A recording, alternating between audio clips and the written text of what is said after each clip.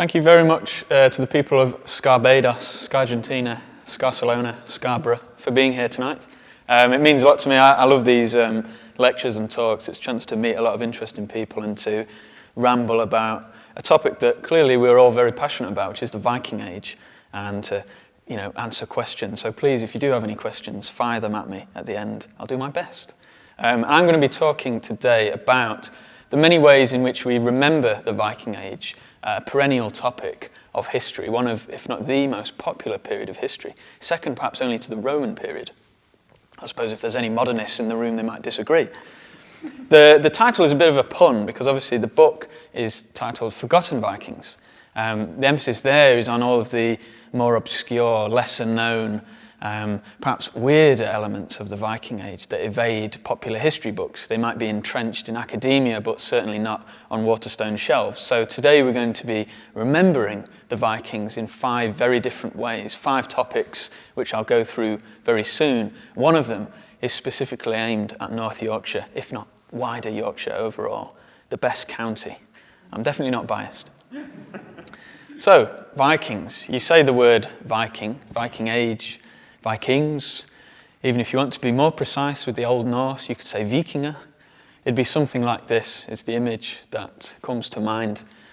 Wanton slaughter, pillaging, nicked gold, nicked silver. And I mean nicked in the sense of stolen and also kind of cut marks in the silver to test the purity. Dead monks, all sorts. For a long time, this was the only view of the Vikings. This is the opinion of Vikings through textual records, through the Anglo-Saxon Chronicle, through contemporary poems between the 8th and 12th centuries, and also the sagas. They play up this violent aspect of the Vikings, as if no one else at the time was violent at all. After about the 70s, especially after the notable Coppergate digs in York, the pendulum started to swing in the other direction. The Vikings as peaceful traders, as profiteers, the likes of which the world had never seen before. Gone were the days of imagining them as violent heathens. They were just like us. They just liked making a bit of money. They weren't really that violent, and perhaps the armies weren't even that big. The pendulum has swung back and forth several times over the last few years. I think the most recent lens on the Viking Age, certainly one that I enjoy the most, is highlighting the weirdness of the time. Weird not only to us, but also to their contemporaries. While in many ways, the aspects of the Viking Age that have become so popular, like their raiding, killing, and sailing, they weren't that different to a lot of their neighbours. The religious elements, the linguistic and kind of spiritual parts really were quite bizarre to, say, early medieval England. The views on early medieval Scandinavia, particularly around rituals and so on, they are a bit disturbing. And certainly sometimes these are played up, but overall the Viking Age was a weird time. Neil Price says it best, one of my all-time inspirations, and certainly perhaps the number one scholar who's inspired me. So we're going to be remembering these Vikings in different ways today, much like the 3 that I just mentioned. 5 topics in particular. Raids, voyages, because the Vikings, if you remember them for anything other than killing monks, it's probably for discovering new lands, travelling westwards, discovering America perhaps. And also the stories that sprung from real and unreal voyages like that. There's going to be one very funny voyage in this 3rd section that hopefully will bring anyone back to life who's perhaps slumbering at the more academic entrenchment. Then you've got your Yorkshire bit, how the Vikings impacted Yorkshire, tackling this kind of well-worn subject from a few new angles, and that will take us back in time to pre-Roman Yorkshire all the way up to the death of Eric Bloodaxe, who I have a personal bone to pick with because I don't think he was real. And then finally we'll be remembering Rome. I just saw Gladiator 2 yesterday actually, and this statue does appear at one point, probably the only bit in the film that was accurate. And much of what I'm going to be talking to you today is taken from the book, especially the chapter headings lit in bold. But certainly I might ramble and kind of bridge into the other 6 chapters. And I am working on a separate book. This was started as a side project. It's kind of sucked in my life that I will reference, especially in the Yorkshire section, which is a book on early medieval obscure kingdoms. But before we get onto the kingdoms, let's talk about the damage to kingdoms, raiding, Vikings, the thing that they're most known for. The word Viking doesn't really describe an ethnic group at all, nor does it describe a type of person.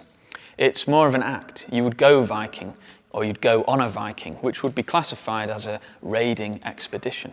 In great literature, the likes of which kind of perpetuated by Sir Walter Scott in the 19th century, a Viking was specifically a pirate of Scandinavian descent, very distinct from a pirate like Yarr, a Saracen, like Muslim pirate, or other pirates of other description. The Vikings, very unique, although they were basically just pirates from a different part of the world.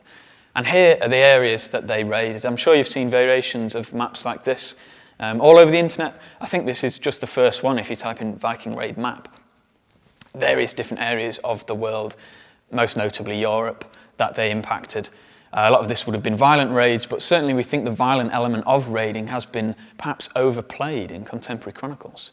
Some raids, and the emphasis is on the quotes there, may have just been akin to like the Viking Age equivalent of the Sopranos showing up and then kind of blackmailing people into a protection racket. Yes, there's an element of violence there, but it's not all throwing axes and disemboweling people. And they weren't the only people throwing axes or disemboweling people. A map like this might be less familiar, but this is also a map of raiders and raiding targets within the 9th and 10th century. This is not a map of Viking raids, but a map of Magyar raids, or to use the modern term, Hungarian raids. So what were the Hungarians doing during the Viking Age? And I do promise this is relevant. This is the material culture we've got excavated from graves across Central Europe, Eastern Europe, even as far west as Spain. The Magyars, or the Hungarian raiders, were quasi-nomadic horsemen who weren't like kind of always on horses. That's certainly a bit of a stereotype, but they were engaged in that same peripatetic raiding cycle that the Vikings were. But instead of boats, they used horses. They had similar weapons, spears. They organised their troops and militias using waving spear tactics. That's what a couple of the chronicles say. And they were raiding similar places at similar times. But they were travelling on actual steeds rather than steeds of the whale road, which is an Old Norse metaphor for boat. So why do I even bring up the Hungarians? They're not Vikings. They're another one of those pirates, but they're land pirates, if you like. How do you deal with pirates of both sea and land? How do you deal with Vikings? How do you deal with Magyars? You build strong walls. Obviously, the most famous of these strong walls in the Viking Age would be Alfred and his progeny's system of burhs, fortresses that were constructed out of earth timber palisades all up and down the south coast of England and then later on further north. There would have been one in York, of course, and many areas like Wareham down south existed as burhs. Some were Roman forts that were repurposed, others were prehistoric promontories that were repurposed, others were built anew. Some of the earliest archaeological evidence for these anti-Viking defences come from excavations at Covent Garden in York, in London, bloody hell. And we think that they're part economic barriers. They're kind of demarcating the trading zone, but also they're good against riverine attackers. Later, we've got references, not from England, but from France, about fortified bridges that were built to thwart Viking raids. Interestingly, these bridges were not built before the Vikings got down a river, say the Seine, but afterwards to stop them coming back up and to blackmail them to give them the money that they've already nicked back. So kind of anti-Viking behaviour. These are the most famous examples that I was going on about, the kind of network of forts like this. The intention of a burh was to create basically a day's travel refuge. So if you were anywhere near those red or white spots on the map, the intention was that via Roman road networks or smaller holloways you could get to a burh if a Viking army was coming through, or if any raiding army was coming through. They weren't just forts, but they were communal refuge spots. And the intention was to move populations within the walls of a burh, take all the riches and defend them so that the strike, the immediate impact of a Viking army would be diminished. Their efforts would be spent, wasted almost. So, burhs effective against longships, Viking crews. What about these? These are not burhs, they're Bergen. The same root, of course, etymologically. And this chronicle comes not from England or France, but from Germany, Ottonian Germany in the 10th century, describing the measures taken place to build fortresses within a day's network of one another, linked by roads, to house residents and wealth to stop raiders, but not Vikings, Magyars. Interestingly, similar structures have been excavated on Scandinavian soil. Notably, these are the Trelleborg forts that were built during the reign of King Harold Bluetooth, whose surname is, of course, long remembered today thanks to the connectivity of our phones. And the connectivity really summarises Harold Bluetooth's reign. He built several of these Trelleborg forts that are currently undergoing a vast reassessment by the scholar Soren Sindbeck, although none of his research is published in English yet. I've read only a bit of his book, so I'll translate. But these fortresses, they're modelled on that Alfredian French-German design of building these fortresses that are linked close together to stop raiding armies. But why would Vikings or raiders be attacking the Viking homelands, be attacking Denmark and Sweden, where these fortresses are found? Certainly interesting to consider. And if we just kind of go back through that timeline of raiding, bridges and burhs, very effective against Vikings. Bergen, which is the same kind of strategy, except not linked by river networks, very effective against land-based raiders. So the argument would hold that these similar structures that you find in the Viking homelands were also used to quell Viking raids. Because a little-known fact is that one of the most prolifically raided areas on a map such as this was actually Scandinavia itself.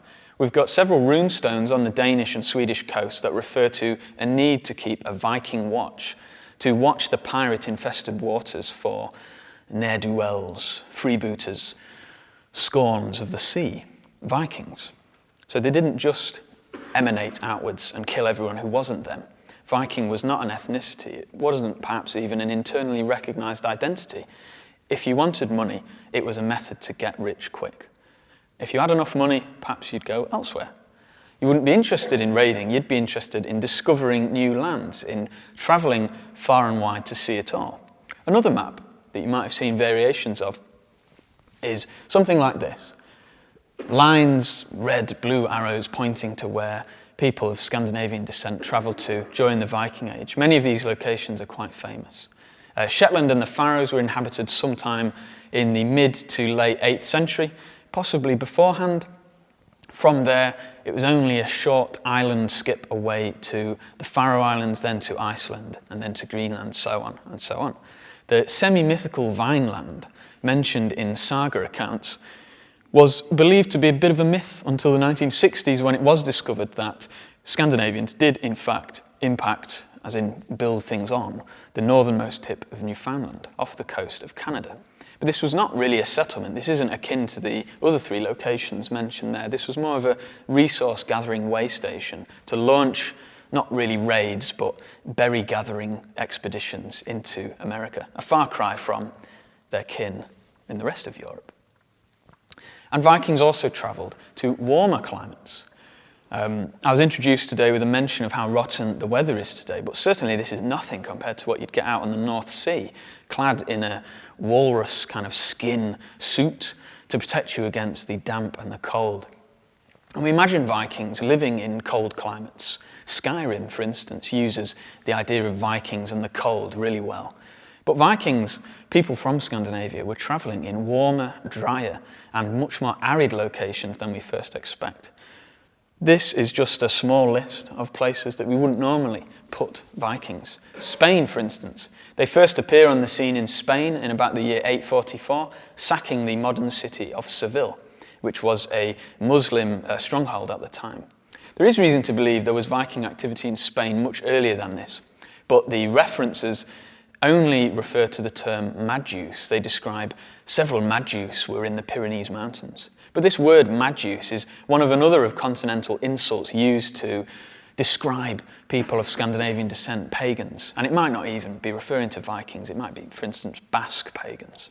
But we do know that they reached all of these locations, including Baghdad, and it would probably only be a short camel ride from Baghdad to the Silk Roads, onwards to India, China. But that's just a dream. We never know. We can use something unlikely.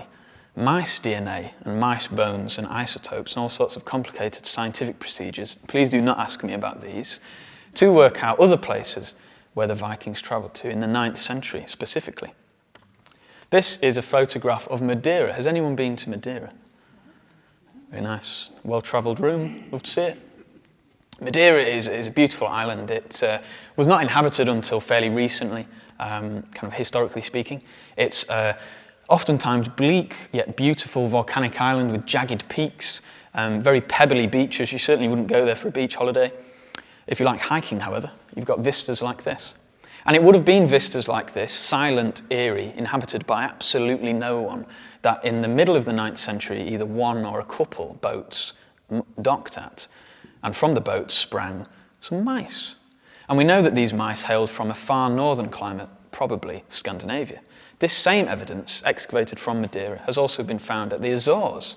Has anyone been to the Azores? So a few less people.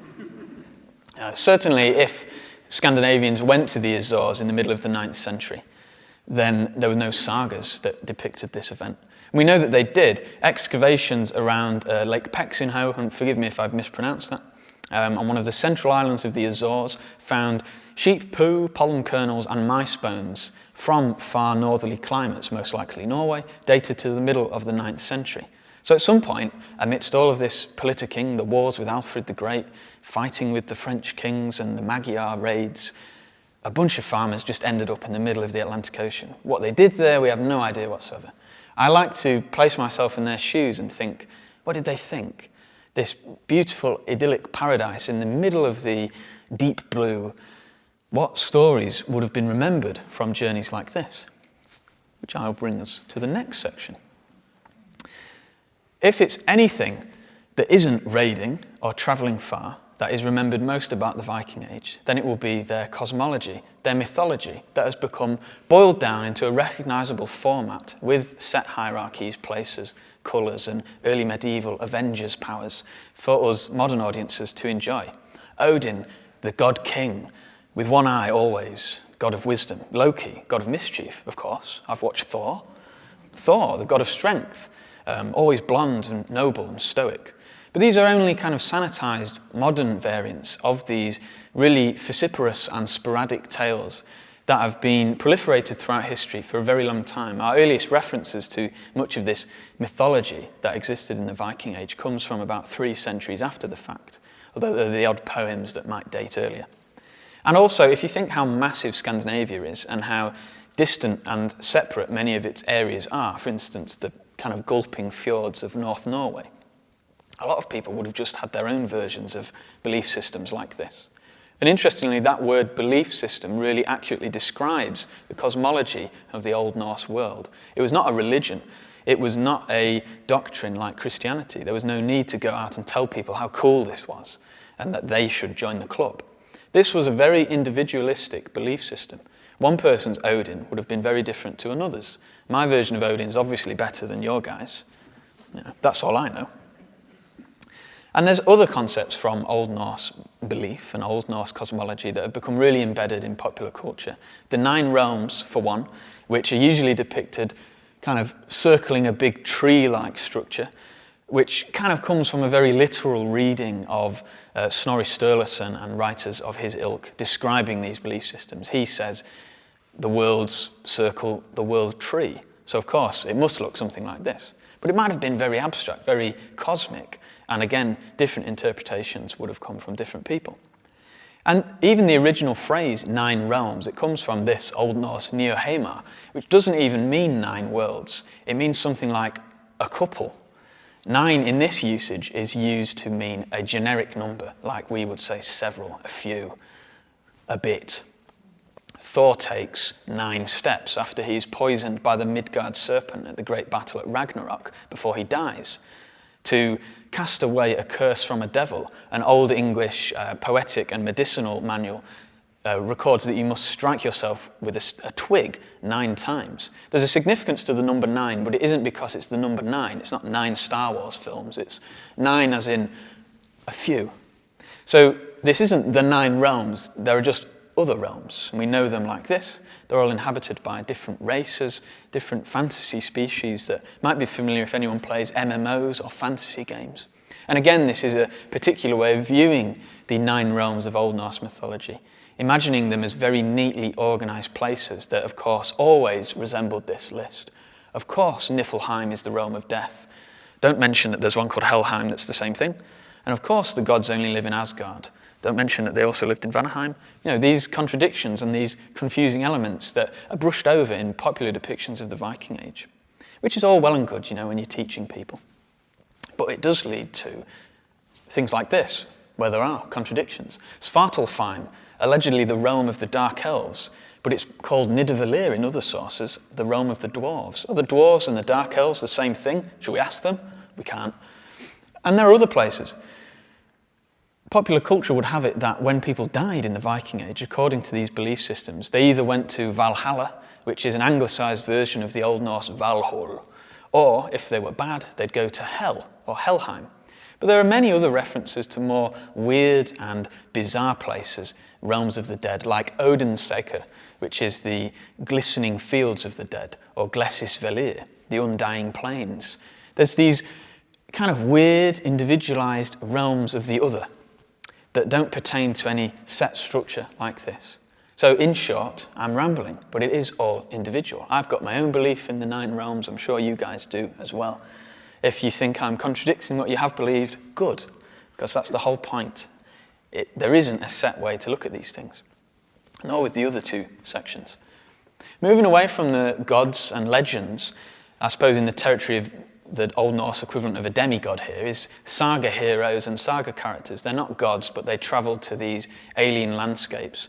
Unlike the 9 realms, they're clearly situated in Midgard, which is our realm, our planet, if you like, our plane of existence.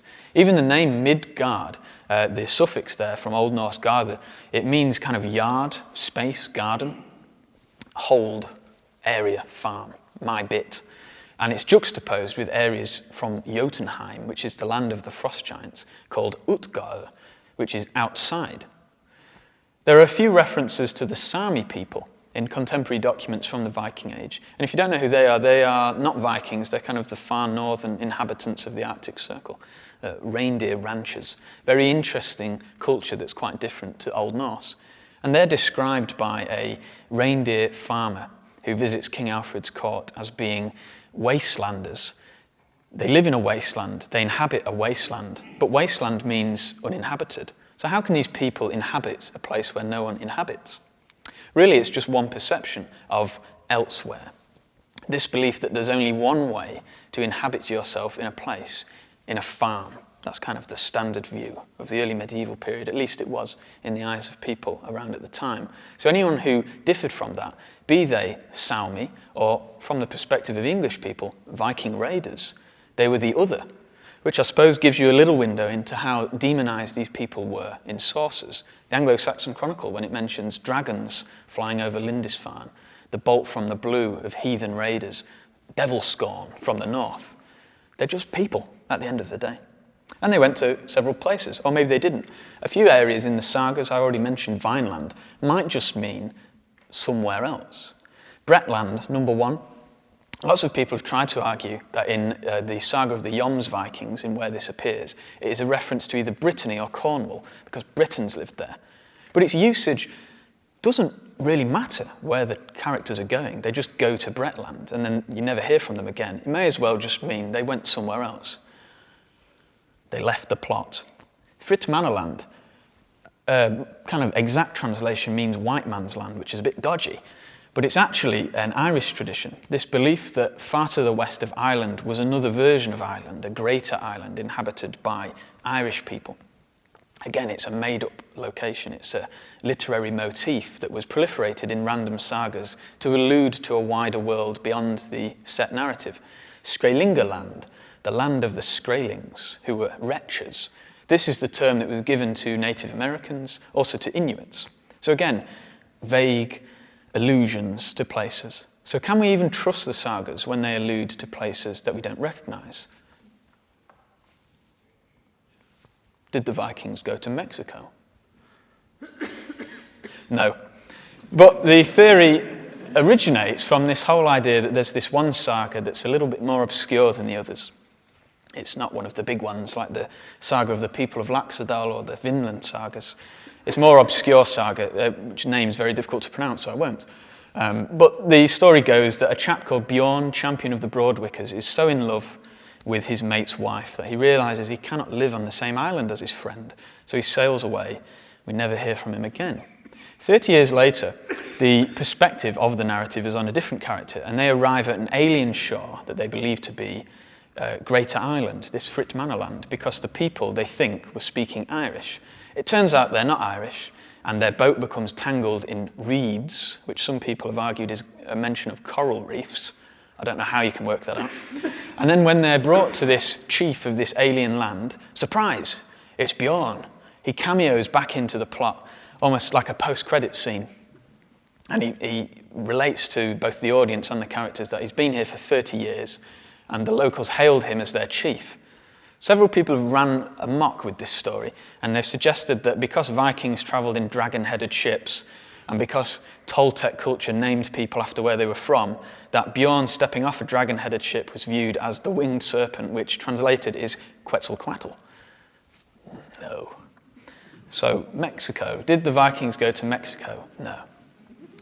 But this belief that they did, and the belief that they went to several other places, Japan, Australia, the moon, it stems from the fact that we're already so impressed with all the areas that they did travel. I mean, that last section that I just spoke about, can you believe that people from the dim Arctic world of Norway, the land of the midnight sun, Greenland, the thick bogs of Sweden, made their way to Baghdad? Can you believe that? That's already incredible enough without inventing that they ended up in Tanzania. You know, there might have been a stray camel ride further afield. Certainly, they may have arrived in different areas of America than just Newfoundland. I think the furthest west they probably got is the Gulf of St. Meadows region, the furthest north, somewhere up near the North Pole, and the furthest south, either the Azores or the Canary Islands. These are certainly more believable than Mexico. And there are many, kind of hoaxes, parodies, and downright lies, many of which are dangerous, some of which are quite funny, that have emerged from this belief that the Vikings travelled a lot further than they actually did. So the theme here of remembering the Vikings, this is misremembering the Vikings to quite a disastrous degree. The one on the right there, that big runestone, is a fake runestone that was carved in the modern period, in Old Norse, but written like it's modern Swedish. So cleverer people than I realised this is obviously not true. This middle paper, I blacked out the guy's name because I don't want to embarrass him, but this has actually been posted very recently by a fairly reputable scholar in a different field, mind. But his belief was that the Vikings had made their way to Paraguay because of vague similarities of the silhouette of a longship next to these etchings that predate it 2,000 years. So again, misremembering the Vikings. So we've travelled a bit too far there. You didn't come here to listen to Mexico, nor did you come here to listen about Paraguay. You did, however, come here to talk about Yorkshire. Come on! But I'm going to disappoint you because I'm not going to talk about Viking Yorkshire yet. To do that, I'm going to talk about pre-Viking Yorkshire. We're going to go into the mists of prehistory, away from the Vikings, to the pre-Roman Iron Age. Now, just as a kind of a preface here, is that maps like these, they're very useful for the kind of context I'm talking about, in the fact that there's lots of these different tribal entities that existed before the Romans got here. But we have no idea of their exact borders, and there were probably innumerable other entities that existed between these pockets that we don't know about. So maps like these are really very helpful, but they do oversimplify a very fractious and no doubt quarrelsome network of peoples. But the Romans got here, first under Caesar, later under Claudius, later under Russell Crowe, I suppose. And then they installed networks of Roman roads and Roman forts. And these are obviously brilliant. Their remains can be found all over Yorkshire especially. Yorkshire, compared to the south of Britain, Britannia Prima, was more of a militarised zone. So you've got more forts, less villas, more major roads, but they kind of leave out these big gaps in the middle, especially around the Yorkshire Dales and the North York Moors. So there's an argument for the fact that the locals probably weren't Romanised at all. They remained stuck in their ways. They didn't really care who was ruling them, like the peasants in Monty Python and the Holy Grail. Or maybe they were Romanised in a very different way. Their idea of Rome up here in the north was a lot more fierce, malleable warrior culture, whereas down south their idea of Rome was, ooh, do you like my toga? Do you like my bathhouse? It's a very different kind of form of identity and expression there, which manifests itself in the different archaeological assemblages up and down the country. So that's kind of just a brief thing. You have these networks of people that existed in England, in Yorkshire, before the Romans. They segmented them, It was a very deliberate strategy where they placed towns and fortresses. Especially in Wales, they kind of split apart hill fort communities by putting a major urban centre in the middle of several, so that thoroughfare would be redirected around hill forts. Thus, it would weaken native elite power structures and strengthen the new foreign and Roman ones. But then the Romans left. Or maybe they didn't leave and they just kind of forgot how to build things. That's, usually how the narrative of the Dark Ages goes. The Romans withdrew the Roman effect on Britannia through a series of socio-economic breakdowns, truly starting in the 3rd century, began to be less and less Roman. And what you're left with is a vast network of these various little polities. It's difficult to really call them kingdoms, although I have obviously in the book title. And many of these big names, East Anglia, Northumbria, Wessex, I know what these are. And then there's kind of a second tier of these kingdoms like Lindsey and the Wick, which seasoned people might recognise. Have you heard of Pengwern, for instance, Craven, Dunatingus, Basingast, the Mionwara? There are at least 62 chapters in the next book. Kingdoms like this existed all up and down England, and they emerged out of that slow breakdown of Roman authority. Some of them were re-emergences of those Iron Age groupings. Other ones were the remnants of Roman rural administrative districts. Other kingdoms were fresh landfalls. It's very difficult to ascribe one model to polity formation in this time. But over the course of the early medieval period, especially in Yorkshire, you see all of these unique local and regional expressions be homogenised into Northumbria, and this is importantly pre-Viking. This is a very abstract map, and please don't take these boundaries as gospel. I've kind of used Venn diagrams here to elucidate the fact that no one kingdom really had linear frontiers in this time period. Even the creator of Venn diagrams was born near Hull, so hopefully you would be very happy with seeing this diagram. I hope a few of those names are recognisable, and then please nod if you don't know over half of them. I hope not, yeah. That would make my job more challenging if you knew them all. These are various kind of, not even kingdoms, but just political entities, communities that existed between 5th and 8th century Yorkshire. These are all within Northumbria, which is a much more recognisable name. I'll just go through a few of them very quickly. Deira, in that blue Venn diagram, is the southern half of Northumbria. Its economic centre was York, which was a trading hub that connected to the North Sea, especially the Low Countries in Scandinavia, importantly before the Viking Age.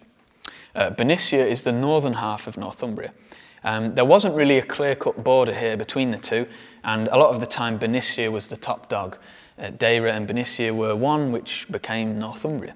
Whitby was certainly part of Bernicia, and from Whitby blossomed the explosion of Northumbrian stone sculpture, as far north as Nithsdale, as far south as the Midlands. I suppose they wouldn't want to be called Southerners now, would they?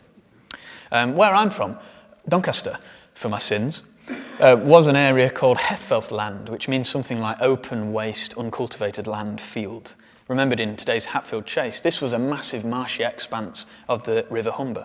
Loidis, a small province based around Leeds or its immediate rural hinterlands. Elmet, most people should have heard of Elmet. It's recognisable in several village names to the east of Leeds, Sherburn in Elmet, Barwick in Elmet, Milford in Elmet.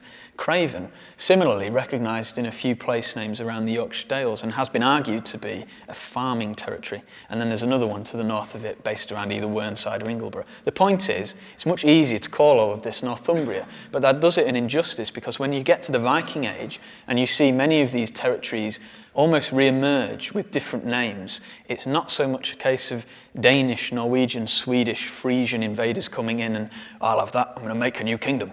They're just recognising that there's already these local power structures, schisms and allegiances already in place, and they take advantage of it, like Vikings, like pirates, like Magyars did wherever they raided. This last example, Berkshire, is a modern name we've given to a small collection of hundreds, or just 100, an administrative district that's recognised in the Domesday Book from the 11th century, based around Knaresborough, the Harrogate region. This is more or less all the information we know about it. It's referenced in the 12th century as being ruled over by someone with a slightly Irish, slightly Scandinavian name as one of the greatest and richest of English thanes in the north. Thane is kind of like a minor lord, certainly someone who could wield a sword and do some damage.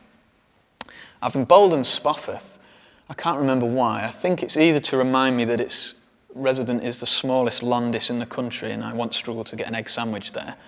And also because at Spofforth, you've got lots of these cut-up Islamic dirhams that have been found on the Portable Antiquities Scheme. Spofforth was also, contrary to its modern stature with that micro-landis, was the biggest territorial centre within this area. In Domesday Book, it had the most landowners, it was generating the most money. So it was an important place in the 11th century. The Viking impact started in earnest in the 9th. Buried within this territorial unit, and again not really a kingdom, is the famous Vale of York hoard. This was going to be called the Harrogate hoard until they realised there was already a Harrogate hoard and the near Harrogate hoard didn't sound as interesting. So the Vale of York hoards affords it more grandeur, but it does lead to the disbelief that this was actually kind of found next to York. It was actually found a bit further away in this area, near Harrogate.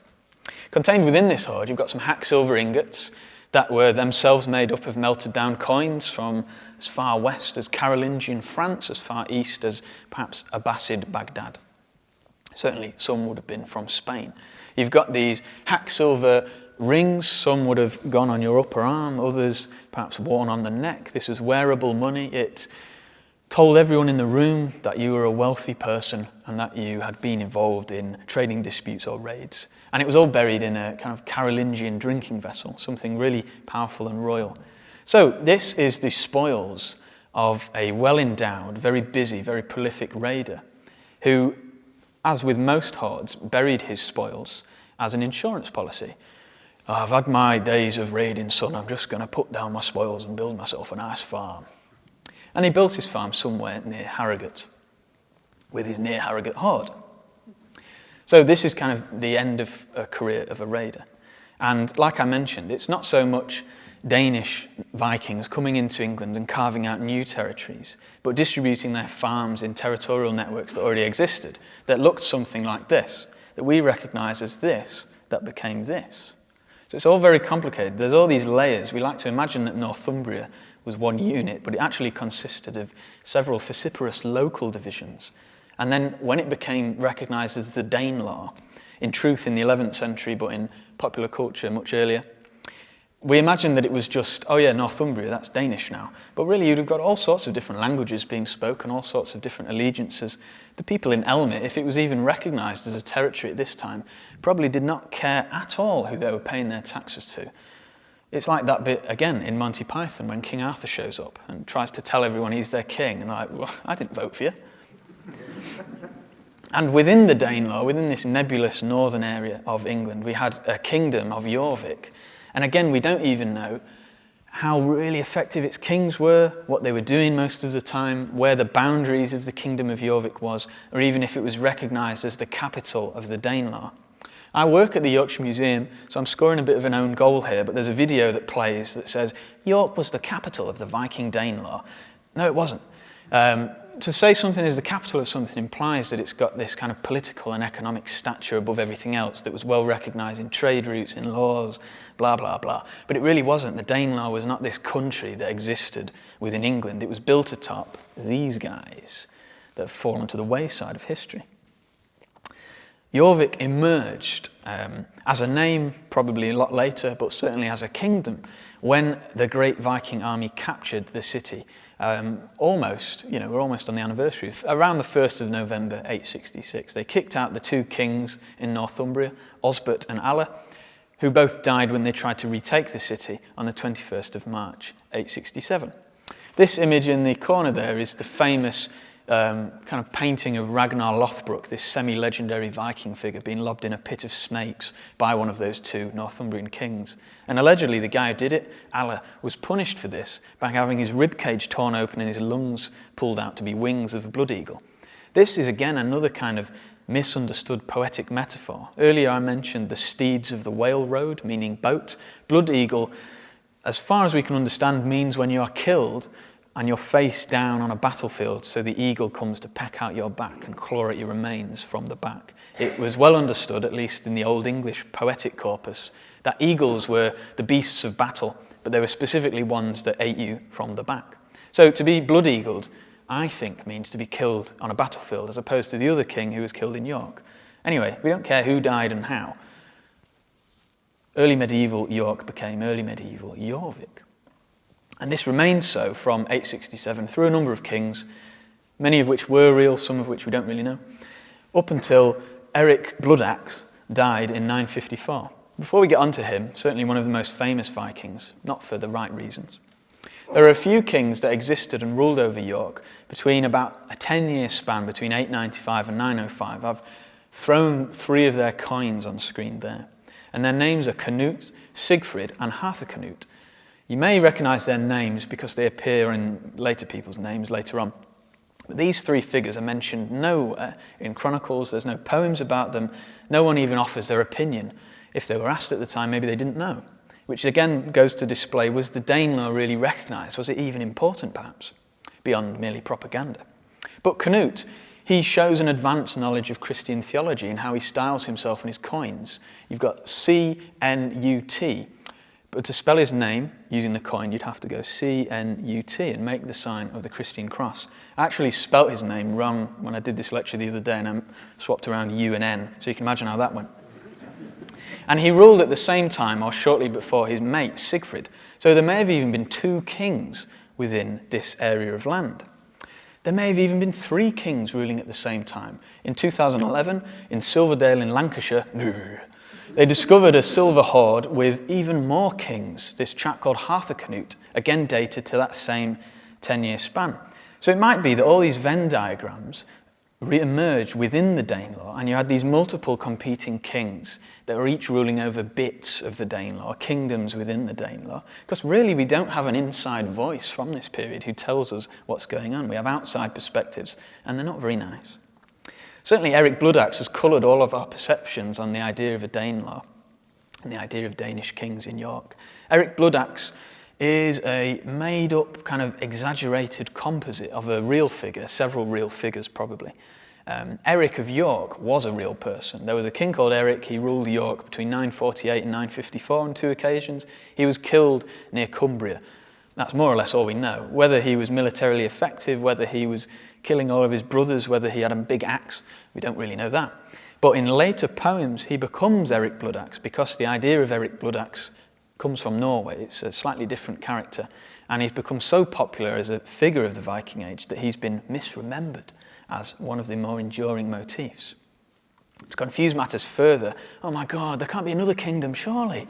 We've got this entity called the Hala Folkland, which emerges in charters from the 12th century, but it was certainly around during the Viking Age. This means the common land of the people devoted to the man of God, or the Holy Folkland, the men of St. Cuthbert. St. Cuthbert, crash course, died in the 7th century. His bones were remained at Lindisfarne. Lindisfarne was raided. His bones were removed from Lindisfarne and carried from Lindisfarne to Chester Street, to Durham, and a few other places. And a massive, really popular rock star cult emerged around Cuthbert, a bit like Elvis. And he became a really, really important marker of identity, not a kingdom with walls and boundaries like this, but a kingdom of the mind based at Durham. So I suppose you could argue the walls of Durham were also real walls.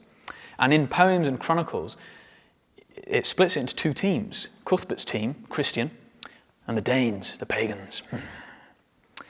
And it makes you think about identity. If the memory of a dead saint or the belief in this idealized version of a dead saint could become its own political territory that had its own economy and was recognized in laws, that it had to pay less tax than everyone else, and they're kind of funding these books that talk about how bad everyone else is, what effect did that have on a Viking identity within Yorkshire?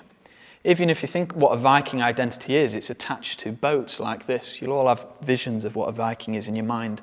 A farmer in Yorkshire isn't a Viking, and many Viking settlers became farmers in Yorkshire. Did their identity erode, especially if they were pressured by the memory of St. Cuthbert? So, to summarise, the Danelaw is a lot more complicated. So too is this final conceptual and short section. Remembering Rome. You wouldn't normally put the Vikings and Rome in the same lecture together. You think, is he talking about the Greeks in Constantinople, or what's he getting at here? No, I'm talking about big Rome. You know, proper Rome, the Roman Empire that ended in 476 or in 410 in Roman Britain. Memories of Rome and visions of Rome have been implicit in the last few sections of this lecture. To summarise, the idea of building this closely linked network of military strongholds that are connected by roads and are designed as communal refuges, i.e. the Burhs, the Bergen, the Trelleborgs, has its roots in Roman forts. They would have been recognised in the landscape, many would have still been used, and there would have been a noticeable idea that it's a good idea, this. Roads linking fortresses together, and we can garrison people and we can save locals. Brilliant. Vikings obviously went to Constantinople, which was the then capital of the Roman Empire, and that would have influenced them both in terms of money but also ideas. Asgard, this glistening capital of the gods, may have even been inspired by Constantinople, or at the very least, visions of Constantinople, ideas about Troy, Rome, Constantinople. Importantly, not Istanbul, as that famous song said. And then also I just spoke about the Roman effect on territories within Yorkshire. Physical remnants of Rome made their way to Scandinavia in the pre-Viking age, which is something really eerie to me. I just view it so interestingly. If you think of Scandinavia as well beyond the limit of Germania, this northern frontier of the Romans, you know, even kind of the Low Countries and Saxony were viewed as a bit too far. Oh, I'll come back.